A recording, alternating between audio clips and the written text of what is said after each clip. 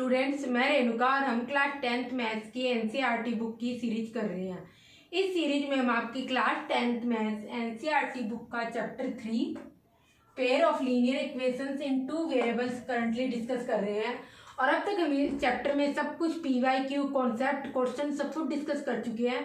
और आज हम इस चैप्टर का एक क्विक रिवीजन लेंगे कि एक्चुअल में इस चैप्टर में पूरे चैप्टर में है क्या क्या चीज़। तो सबसे पहले हम देखते हैं, जब भी हम लीनियर इक्वेशंस की बात करते हैं तो हम कहते हैं a1x plus b1y plus c1 is equal to 0 एक लीनियर इक्वेशन होगी अगर a1 square plus b1 square not equal to 0 और इस इक्वेशन की डिग्री 1 हो। डिग्री 1 मीन्स होने का मतलब अगर वेरिएबल जो कि x और y है इनकी हाईएस्ट पावर 1 हो।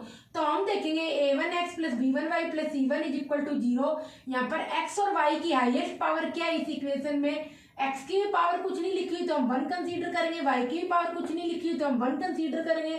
तो कुल मिला के इस पूरी इक्वेशन की डिग्री कह दो या आप वेरिएबल्स की हाईएस्ट पावर कह दो 1 होगी। तो इसलिए ये क्या कहलाएगी, लीनियर इक्वेशन कहलाएगी।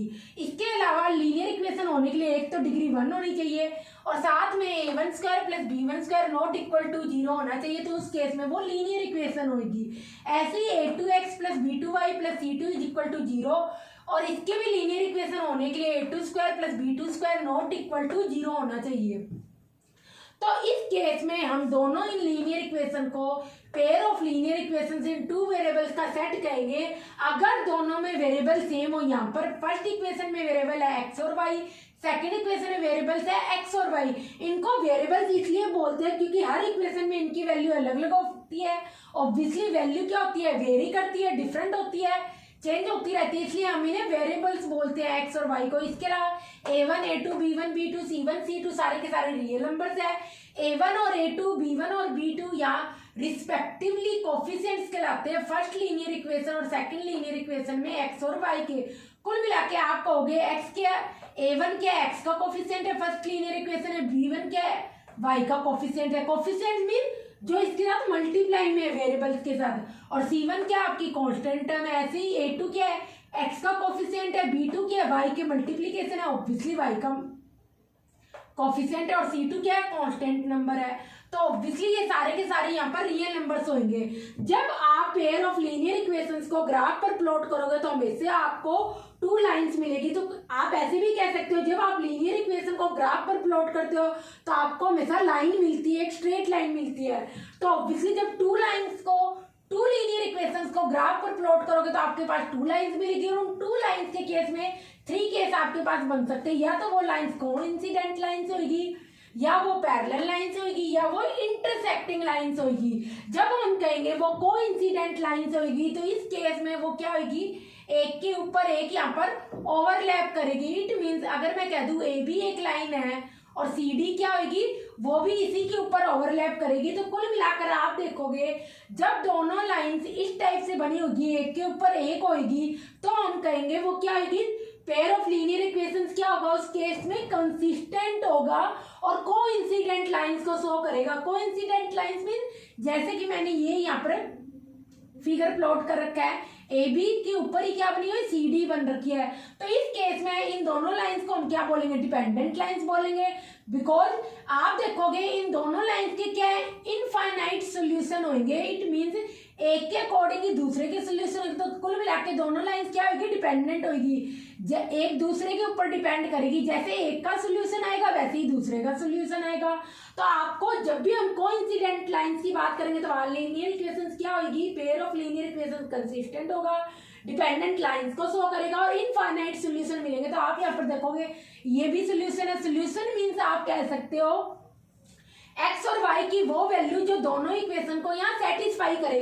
अब सेटिस्फाई करने का मीनिंग ये होगा, जब x और y की वैल्यू आप दोनों लीनियर इक्वेशंस में रखोगे तो आपकी लेफ्ट साइड जो कि a1x plus b1y plus c1 है इज इक्वल टू होगी यहाँ पर राइट साइड के बराबर जो कि 0 है। ऐसे ही जब आप उसी एक्स वाई की वैल्यू लीनियर इक्वेशन सेकंड में रखोगे तो आप कहोगे left side second linear equation की a2x plus b2y plus c2 is equal to किसकी होगी, राइट साइड के बराबर होगी। राइट साइड आपका क्या लिखा हुआ है, 0 है। तो इट मीन सोल्यूशन की जब आप बात करोगे आप कहोगे एक्स और वाई की वो वैल्यू जो दोनों लीनियर इक्वेशन में पुट करने पर दोनों लीनियर इक्वेशन की लेफ्ट साइड राइट साइड के बराबर हो तो इसे हम सोल्यूशन बोलेंगे। तो इसलिए हम कहेंगे, और जब आप ग्राफ पर प्लॉट करोगे तो आप कहोगे क्या होंगे, इनफाइनाइट सोल्यूशन होंगे, क्योंकि आपको इनफाइनाइट पॉइंट्स मिलेंगे। जब हम कोइंसिडेंट लाइंस की बात करेंगे, एक के ऊपर एक बहुत सारे सोल्यूशन मिलेंगे, ये भी सोल्यूशन होगा, ये भी सोल्यूशन होगा, ये भी सोल्यूशन, क्योंकि दोनों लाइंस के ऊपर क्या कर रहे हैं, यहाँ पर लोकेट है, तो इसलिए आपको इनफाइनाइट सोल्यूशन मिलेंगे।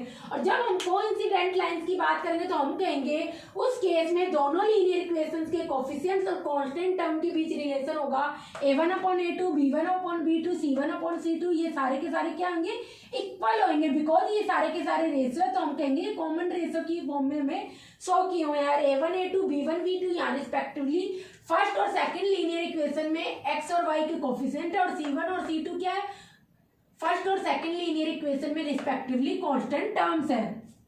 तो जब हम यहाँ पर इस लीनियर इक्वेशन x + 2y = 3 की बात करेंगे, और अगर इसको कोइंसिडेंट लाइंस में कन्वर्ट करना हो तो आप यहाँ पर क्या लिखोगे, उस केस में आप उस पूरी इक्वेशन को किसी भी नंबर से मल्टीप्लाई कर सकते हो। पूरी इक्वेशन को मैं यहाँ पर 4 से मल्टीप्लाई कर दूंगी तो मेरे पास क्या आ जाएगा, 4x, x × 4 4x, 2y × 8, 2y × 4 8y = 3 × 4 12। पूरी की पूरी इक्वेशन में लेफ्ट और राइट साइड को आप मल्टीप्लाई कर दोगे। अब आप देखना ये इक्वेशन क्या होगी, फर्स्ट इक्वेशन और सेकंड इक्वेशन के जब कोफिशिएंट्स हम निकालेंगे तो आप देखेंगे आपको क्या मिलेगी, कोइंसिडेंट लाइंस को ये शो करेगी। a1 क्या होगा यहाँ पर, फर्स्ट इक्वेशन में x का कोफिशिएंट जो कि 1 है, b2 a2 क्या होगा, और b1 क्या होगा, इसके बाद फर्स्ट इक्वेशन में y का कोफिशिएंट जो कि 2 है, c1 क्या है आपका फर्स्ट इक्वेशन में कांस्टेंट टर्म जो कि 3 है। और एक बात याद रखना, कांस्टेंट टर्म या तो दोनों की एक साइड, हमेशा दोनों लीनियर इक्वेशन की एक ही साइड होनी चाहिए, या तो राइट साइड होनी चाहिए, यहाँ पर हमने राइट साइड लिखी है, लेफ्ट साइड होनी चाहिए, अदरवाइज साइन में चेंज आ जाएगा और आंसर वहां पर सही नहीं आएगा। तो यहाँ पर दोनों लीनियर इक्वेशन की आप देखोगे कांस्टेंट टर्म क्या है, ये भी राइट साइड में, राइट साइड मीन राइट इधर की साइड लिखी हुई है इक्वल साइन के। अब सेकंड लीनियर इक्वेशन में आप x का कोफिशिएंट देखोगे, इट मींस a2 होगा 4, और सेकंड लीनियर इक्वेशन में y का कोफिशिएंट जो कि b2 होगा वो होगा 8 दे रखा है, और सेकंड लीनियर इक्वेशन में आपकी कांस्टेंट टर्म है 12। अब आप यहाँ पर a1/a2, b1/b2, c1/c2 निकाल के देखो, 1/4 a1/a2, b1/b2 2/8, c1/c2 3/12। काटने के बाद आप यहाँ पर देखोगे ये क्या आ रहा है 4, 1/4, ये क्या आ रहा है 4। तो कुल मिलाकर आप देखोगे a1/a2, b1/b2, c1/c2 ये सारे के सारे रेशो आपस में बराबर है। ऑब्वियसली इस केस में ये दोनों लाइंस क्या होगी, कंसिस्टेंट सिस्टम को शो करेगी। जब आप पैरेलल लाइंस को यहाँ पर कहोगे तो हम कहेंगे उस केस में आपको इस टाइप में कुछ इक्वेशन मिलेगी, कुछ इस टाइप में फिगर प्लॉट होगा। जब आप पेयर ऑफ लीनियर इक्वेशंस को ग्राफ पर प्लॉट करोगे तो आपको कुछ इस टाइप में होगा, दोनों लाइंस क्या होगी, पैरेलल लाइंस को शो करेगी, और उस केस में आप कहोगे पेयर ऑफ लीनियर इक्वेशन का सिस्टम इनकंसिस्टेंट होगा, इंडिपेंडेंट लाइंस को शो करेगा। इंडिपेंडेंट लाइंस को शो इसलिए करेगा बिकॉज दोनों लाइन जब एक दूसरे को कट करेगी या इंटरसेक्ट करेगी या फिर एक दूसरे को टच करेगी, उसी केस में हम क्या कहेंगे, ओवरलैप करेगी, उसी केस में क्या होगा, वहां पे आपको सोल्यूशन मिलेगा। बिकॉज यहाँ पर लाइन ना तो इंटरसेक्ट कर रही ना ओवरलैप हो रही, तो इट मीन्स आपको कभी भी कोई सोल्यूशन नहीं मिलेगा। तो इस केस में आपको पैरेलल लाइन के केस में नो सोल्यूशन होगा। और बिकॉज एक लाइन दूसरे लाइन के साथ कोई भी रिलेशन यहाँ पर क्या है कि कुछ भी रिलेशन नहीं शो कर रही, बिकॉज कोई भी आपको सोल्यूशन नहीं मिल रहा, तो आप कहोगे दोनों की दोनों लाइंस क्या होगी, इंडिपेंडेंट होगी। और पैरेलल लाइंस का मीन दोनों के बीच में हमेशा हर बार इक्वल डिस्टेंस रहेगी, जितनी डिस्टेंस यहाँ पर है उतनी यहाँ पर रहेगी, उतनी यहाँ पर रहेगी, उतनी भी हमेशा इतनी डिस्टेंस हमेशा कांस्टेंट रहनी चाहिए। तो जब कोई भी पेयर ऑफ लीनियर इक्वेशन का सिस्टम पैरेलल लाइंस को शो करेगा तो उस केस में हम कहेंगे a1/a2 = b1/b2 but not equal to c1/c2। कुल मिलाकर कांस्टेंट टर्म का जो रेशियो है वो इक्वल नहीं होगा। तो यहाँ पर हमें वही सेम लीनियर इक्वेशन दे रखी है x + 2y = 3। इसको अगर हमें पैरेलल लाइंस में शो करना हो तो उस केस में आप क्या करोगे, किसी भी कोफिशिएंट किसी भी नंबर से यहाँ पर मल्टीप्लाई कर दो, बट राइट साइड को नहीं करना।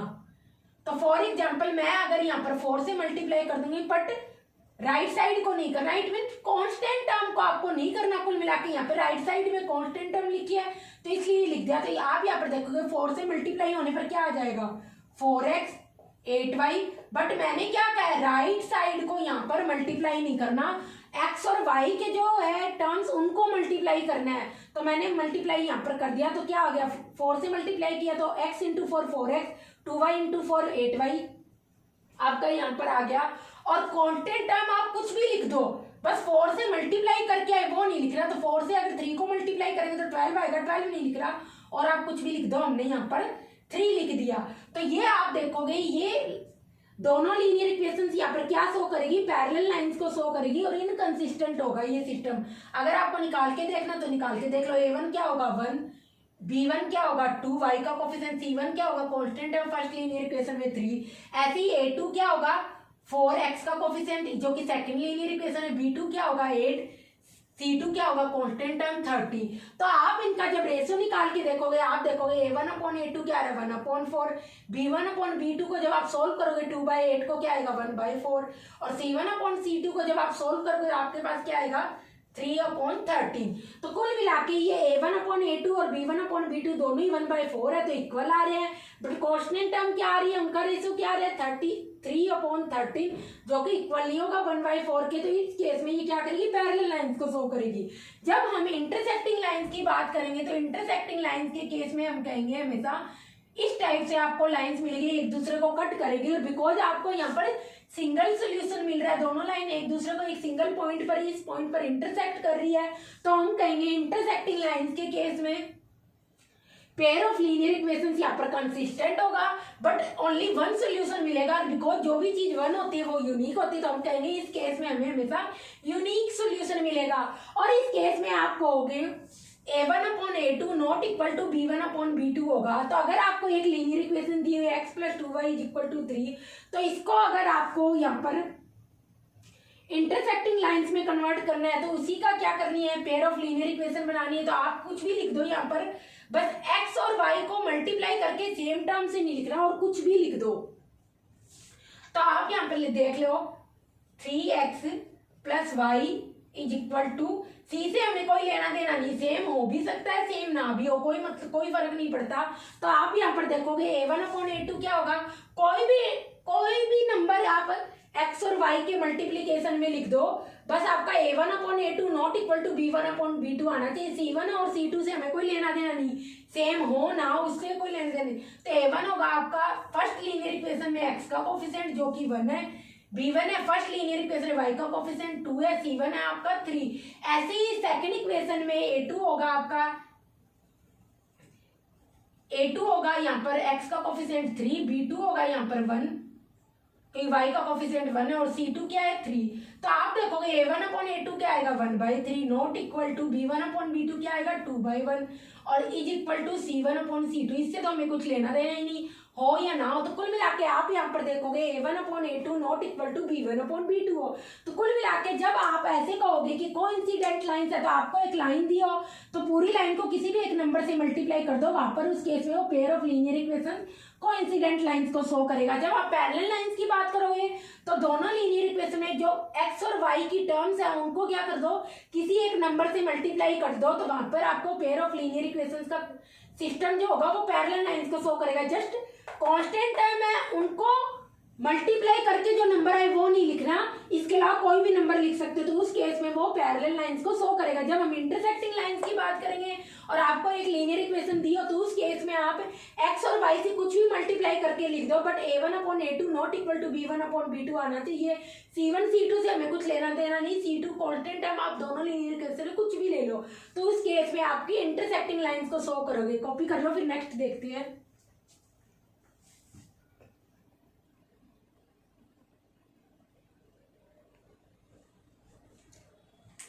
तो पेयर ऑफ लीनियर इक्वेशन को सॉल्व करने के यहाँ पर 2 मेथड्स होते हैं। सॉल्व करने का मतलब हमें उनके सोल्यूशन निकालने हैं, कुल मिला के x और y की वैल्यू निकाली है जो दोनों लीनियर इक्वेशन को सेटिस्फाई करे। तो यहाँ पर 2 मेथड्स होते हैं। फर्स्ट मेथड है एल्जेब्रिक मेथड और सेकंड मेथड होता है ग्राफिकल मेथड। पहले हम एल्जेब्रिक मेथड देखेंगे।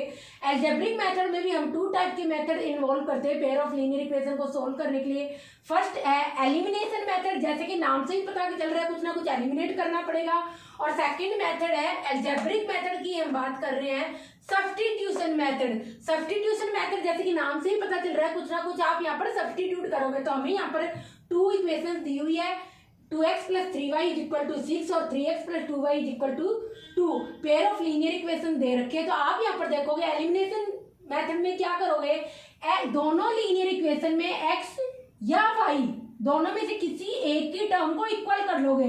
तो हम यहाँ पर x की टर्म्स को इक्वल कर रहे हैं। तो आप देखोगे फर्स्ट लीनियर इक्वेशन में x का कोफिशिएंट क्या है 2, सेकंड लीनियर इक्वेशन में x का कोफिशिएंट क्या है 3। तो कुल मिला के आपको फर्स्ट और सेकंड लीनियर इक्वेशन में जो x का कोफिशिएंट है उनका क्या लेना है, एलसीएम लेना है। तो एलसीएम क्या आ जाएगा 2 और 3 का 6। तो कुल मिला के आपको फर्स्ट और सेकंड लीनियर इक्वेशन में x का जो कोफिशिएंट है वो 6 बनाना है। तो अब 2x को आप 6 कैसे बनाओगे, जब फर्स्ट लीनियर इक्वेशन को 3 से मल्टीप्लाई कर दोगे। 3x को आप 6 कैसे बनाओगे, जब सेकंड लीनियर इक्वेशन को 2 से मल्टीप्लाई कर दोगे। तो इस केस में आपके पास यहाँ पर क्या आ जाएगा, ये देखो 6x + 9y = 18 और जब सेकंड लीनियर इक्वेशन को 2 से मल्टीप्लाई करोगे तो ये क्या आ जाएगा 6x + 4y = 4। तो इन दोनों लीनियर इक्वेशन को जब आप सब्सट्रैक्ट कर दोगे इक्वेशन 3 माइनस इक्वेशन 4, तो उस केस में आप देखोगे 6x + 9y ये फर्स्ट लीनियर इक्वेशन की लेफ्ट साइड होगी, फिर माइनस का साइन आ रहा है, माइनस का साइन लिख दिया, फिर फोर्थ लीनियर इक्वेशन यहाँ पर होगी left side 6x + 4y = third linear equation की राइट साइड क्या है 18, सेकंड फोर्थ लीनियर इक्वेशन की राइट साइड क्या है 4, इसको माइनस कर देगी 6x से 6x कट जाएगा, 5y = यहाँ पर आ जाएगा 14 और y की वैल्यू क्या आ जाएगी 14/5। तो ये y की वैल्यू आप किसी भी एक लीनियर इक्वेशन में पुट कर दो, हम इक्वेशन 1 में पुट करेंगे। तो उसके से 1 इक्वेशन क्या है, 1 इक्वेशन आपकी 3 से मल्टीप्लाई करके नहीं आएगी। फर्स्ट इक्वेशन 3 से मल्टीप्लाई करने पर तो हमारी ये थर्ड इक्वेशन बन जाती है। फर्स्ट इक्वेशन आपकी क्या है 2x + 3y = 6। तो यहाँ पर y = 14/5 पुट करने पर 2x + 3y की वैल्यू है 14/5 = 6। तो 2x = यहाँ पर आ जाएगा 6 - 42/5। तो इसको फर्दर आप सोल्व करेंगे तो ये आ जाएगा आपका 30 - 42/5 तो -12/5।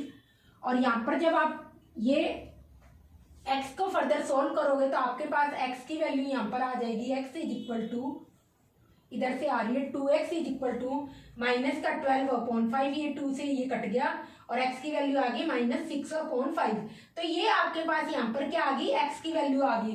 तो जब आप एलिमिनेशन मेथड से मैटर करोगे तो हमने यहाँ पर क्या किया, जो भी यहाँ पर x की टर्म को इक्वल कर लिया, एलसीएम लेके उनका x की टर्म को कुल मिला के हमने एलिमिनेट कर दिया, रिमूव कर दिया और यहाँ पर ओनली y में टर्म्स रख ली और आपको यहाँ पर y की वैल्यू मिल गई। अब ये y की वैल्यू किसी भी एक इक्वेशन में हमने पुट कर दी तो हमें x की वैल्यू मिल गई -6/5। तो यहाँ पर हमने क्या किया, x की टर्म्स को एलिमिनेट किया। तो ये अलजेब्रिक मेथड हम बोलेंगे एलिमिनेशन मेथड यूज किया। ऐसे ही हम अलजेब्रिक मेथड में सब्स्टिट्यूशन मेथड का मीनिंग है आप किसी भी एक इक्वेशन से x या y की वैल्यू हटा के दूसरी इक्वेशन में रख दें। तो फर्स्ट इक्वेशन हमारा क्या आ रहा है x - y = 0। तो x = y आप पुट कर दो, put x = y first equation से, क्योंकि x - y = 0, y उधर जाएगा राइट साइड तो प्लस का हो जाएगा इन इक्वेशन 2। अब यहाँ पर आप क्या कर रहे हो, x की वैल्यू सब्स्टिट्यूट कर रहे हो इक्वेशन 2 में। तो 2x की वैल्यू क्या है, सेकंड इक्वेशन है क्या 2x + y = 3। तो x आप यहाँ पर y पुट कर रहे हो तो x 2y + y = 3, 3y = 3। तो y की वैल्यू क्या आ गई, कुल मिलाकर 1 आ गई। ऑब्वियसली इसको पुट कर दो इन इक्वेशन 1 में, आप इक्वेशन 2 में भी पुट कर सकते हो, आंसर हमेशा सेम रहेगा। तो फर्स्ट इक्वेशन आपकी क्या है x - y = 0 और y की वैल्यू क्या है -1 = 0। तो x की वैल्यू क्या आ गई, कुल मिला के यहाँ पे आपका सोल्यूशन क्या आ गया 1,1 और इधर आपका सोल्यूशन क्या आया था, सोल्यूशन को ऐसे भी लिखते हैं, यहाँ पर आपका सोल्यूशन क्या आया था x, y = -6/5 और यहाँ पर y क्या आया था 14/5। तो ये आपका सोल्यूशन हो गया एलिमिनेशन मेथड से इन दो इक्वेशन के लिए, सब्स्टिट्यूशन मेथड से। पर एग्जाम में अगर आपसे मेथड मेंशन कर रखा हो तो आपको ये दिए हुए मेथड यूज करना है, अदरवाइज आपको हमेशा एलिमिनेशन मेथड से इक्वेशन को सॉल्व करना है, हमेशा यही मेथड यूज करना है। कॉपी कर लो, फिर नेक्स्ट टॉपिक देखते हैं।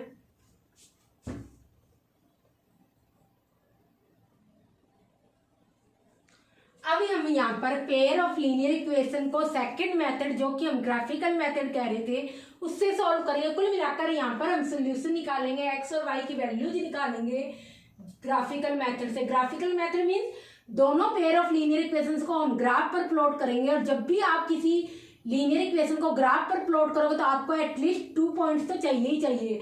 तो यहाँ पर हमें 2 लीनियर इक्वेशन दी हुई है, X minus Y is equal to 0, और सेकेंड लीनियर इक्वेशन है यहाँ पर 2x minus Y is equal to 2।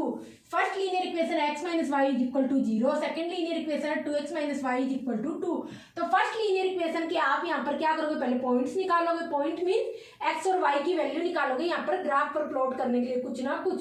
Solution की बात नहीं कर रहे, सोल्यूशन तो इन दोनों का कॉमन आएगा, जो कॉमन इंटरसेक्टिंग पॉइंट होगा अगर है तो, सोल्यूशन है तो x की वैल्यू आप x minus Y is equal to 0 या फिर फर्स्ट लीनियर इक्वेशन है तो x की वैल्यू फर्स्ट टाइम पहले आप क्या करोगे, x की कोई ऐसी वैल्यू रखोगे कि y आपके पास इंटीग्रल वैल्यू आ जाए। इंटीग्रल वैल्यू मीन्स इंटीजर आ जाए। इंटीजर क्या होते हैं, -2 -2 -1 0 1 2। इट मीन्स सारे के सारे positive numbers along with negative numbers और साथ में 0। तो ये सारे के सारे क्या कहलाते हैं, इंटीजर्स कहलाते हैं। तो इंटीजर्स हमें कोई भी, मोस्टली आप यही ट्राई करा करो, एक्स और वाई दोनों की क्या वैल्यू है, हमेशा इंटीग्रल वैल्यू है। इस केस में पॉइंट को आपको ग्राफ पर लोकेट करने में, प्लॉट करने में बहुत इजी हो जाता है। तो यहाँ पर हम देखेंगे सबसे पहले, अगर आप x को 0 रख दो तो उस केस में y देखो आपका क्या आएगा। यहाँ पर अगर x इज इक्वल टू 0 तो उस केस में आपका y क्या आ जाएगा, x minus Y is equal to 0। x 0 है तो उस केस में y भी आपका क्या आ जाएगा, 0 आ जाएगा। तो एक बार आप x की वैल्यू एज्यूम कर गए, x इज इक्वल टू हमने 0 माना, तो y की वैल्यू क्या रखते हैं यहाँ पर, क्या आ गई, इज इक्वल टू 0। अब सेकंड केस में आप क्या करो, y को कुछ एज्यूम करो और x की वैल्यू निकालो। तो सेकंड केस में अगर हम यहाँ पर y इज इक्वल टू 0 लिख लें या y इज इक्वल टू 1 लिख लो, कुछ भी लिख सकते हो, 0,01। अगर y इज इक्वल टू आप 1 लिख लो, कोई भी हमें इंटीग्रल वैल्यू माननी है और इंटीजर वैल्यू हमें यहाँ पर निकालनी है x की। तो y इज इक्वल टू अगर आप 1 लिखोगे और इस इक्वेशन में पुट करोगे तो इक्वेशन क्या, x minus Y is equal to 0। x की वैल्यू क्या है वो तो हमें निकालनी है, y की वैल्यू क्या है 1, जो कि हमने यहाँ पर मानी है, इज इक्वल टू 0। तो कुल मिलाकर x भी 1 आ गया। तो y अगर हमने 1 एज्यूम किया तो x भी आपके पास 1 आ गया। तो हमेशा आपको 2 पॉइंट्स कैसे निकालने, पहले x मान लेना है और y की कोई ना कोई वैल्यू निकाल लेनी है, फिर y मान लेना है, फिर x की वैल्यू निकाल लेनी है। तो यहाँ पर आपको 2 पॉइंट्स क्या मिल गए, एक तो 0,0 और दूसरा 1,1। तो इन पॉइंट्स को जब आप ग्राफ पर प्लॉट करोगे तो आप देखोगे, ये हमने यहाँ पर ग्राफ प्लॉट कर रखा है, तो यहाँ पर देखोगे आपके 0,0 कहाँ आ रहा है, इधर, ये आपकी x एक्सिस है, ये आपकी y एक्सिस है। तो x एक्सिस पर हम इक्वल गैप लेंगे 1 2 3, और ऐसे ही सेम इक्वल गैप आएगा नेगेटिव x एक्सिस पर -1 -2।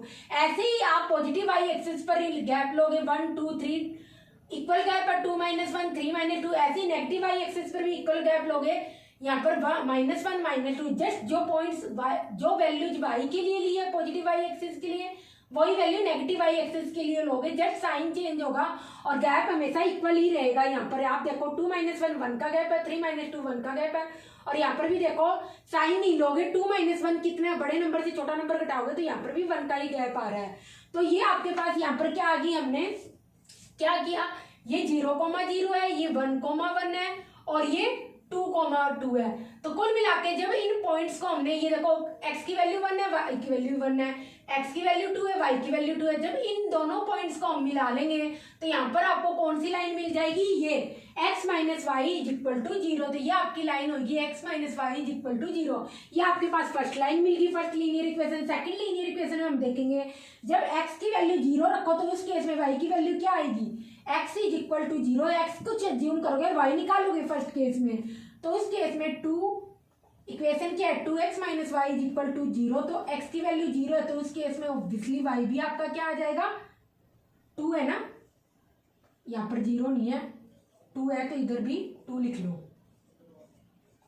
तो इस केस में y आपका क्या आ गया, -2। तो x जब 0 लिखोगे तो y की वैल्यू -2 आ गई, इस टाइप से लिख दोगे। और सेकंड केस में हम क्या करेंगे, y को कुछ ना कुछ यहाँ पर मानेंगे, तो यहाँ पर हम y मान लेते हैं y इज इक्वल टू 0 मान लो, आप कुछ और भी नंबर आप मान सकते हो, y इज इक्वल टू 0 मानेंगे, इसे फर्स्ट इक्वेशन में पुट करेंगे तो यहाँ पर 2x minus Y is equal to 2, 2x minus 0 is equal to 2 और x की वैल्यू क्या आ गई 1 आ गई।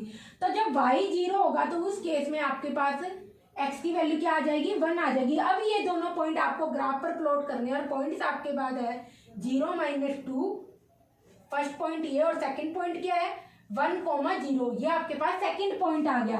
तो इनको जब आप ग्राफ पर प्लॉट करोगे तो 0, -2, बिकॉज इसमें x कोऑर्डिनेट 0 तो ऑब्वियसली y एक्सिस पर होगा, negative y, because y coordinate negative है तो नेगेटिव y एक्सिस पर होगा। आप यहाँ पर देखोगे ये पॉइंट आ जाएगा आपका 0, -2 और फिर सेकंड पॉइंट आपका 1,0 तो बिकॉज y कोऑर्डिनेट 0 तो ऑब्वियसली ये x एक्सिस पर होगा और ये पॉइंट आ जाएगा 1,0।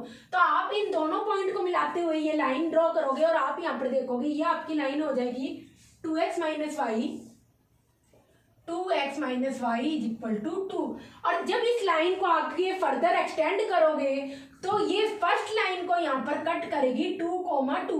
तो कुल मिला के आप यहाँ पर कहोगे सोल्यूशन क्या आ जाएगा आपका, जो हम सोल्यूशन की बात कर रहे थे, सोल्यूशन आपका आ जाएगा इज इक्वल टू 2,2। ये आपके पास सोल्यूशन आ गया। और आप रख के देख लो दोनों इक्वेशन में जब आप x और y की वैल्यू 2,2 पुट करोगे, इट मीन x की वैल्यू 2 और y की वैल्यू भी 2 पुट करोगे तो उस केस में देखो 2 - 2 is equal to 0। First linear equation में क्या है, लेफ्ट साइड क्या आ रही है 0 और राइट भी 0 है। और सेकंड लीनियर इक्वेशन में पुट करके देखो 2,2, x की वैल्यू 2, 2 × 2 4 और y की वैल्यू क्या है 2, जो कि हमने सोल्यूशन की बात कर रहे हैं तो ये इसको भी सेटिस्फाई कर रहा है। 4 - 2 2, लेफ्ट साइड क्या आ रही है 2 और राइट साइड क्या है 2। तो कुल मिला के यहाँ पर आपको दोनों लीनियर इक्वेशन को ग्राफ पर प्लॉट करना है और अगर लाइन इंटरसेक्ट करे तो आपको एक सोल्यूशन मिलेगा। यहाँ पर बिकॉज लाइन इंटरसेक्ट कर रही है तो हमें एक 1 सोल्यूशन मिल गया 2,2। अगर लाइन इंटरसेक्ट नहीं करेगी ना ओवरलैप करेगी तो उस केस में कोई भी सोल्यूशन नहीं मिलेगा। और अगर लाइन ओवरलैप करेगी तो उस केस में आपको क्या मिलेगा, इनफाइनाइट सोल्यूशन मिलेंगे। तो कुल मिला के हमने जो भी 3 मेथड से यहाँ पर पेयर ऑफ लीनियर इक्वेशन को सोल्व करने के हमने देख ली। पहले रेशो मेथड देख दिया, उससे हम पेयर ऑफ लीनियर इक्वेशंस का नेचर बता सकते हैं। फिर अलजेब्रिक मेथड से हम पेयर ऑफ लीनियर इक्वेशंस का सोल्यूशन निकाल सकते हैं और सेम ग्राफिकल मेथड से भी पेयर ऑफ लीनियर इक्वेशंस का सोल्यूशन निकाल सकते हैं। तो एग्जाम में हमेशा आपको दिया होगा कि पेयर ऑफ लीनियर इक्वेशन को ग्राफिकल मेथड से सोल्व करो या अलजेब्रिक मेथड से सोल्व करो या एलिमिनेशन मेथड से सोल्व करो। अगर ग्राफिकल मेथड पूछा हो तभी आपको ग्राफिकल मेथड यूज करना है, अदरवाइज आपको हमेशा अलजेब्रिक मेथड से पेयर ऑफ लीनियर इक्वेशन को सॉल्व करना है।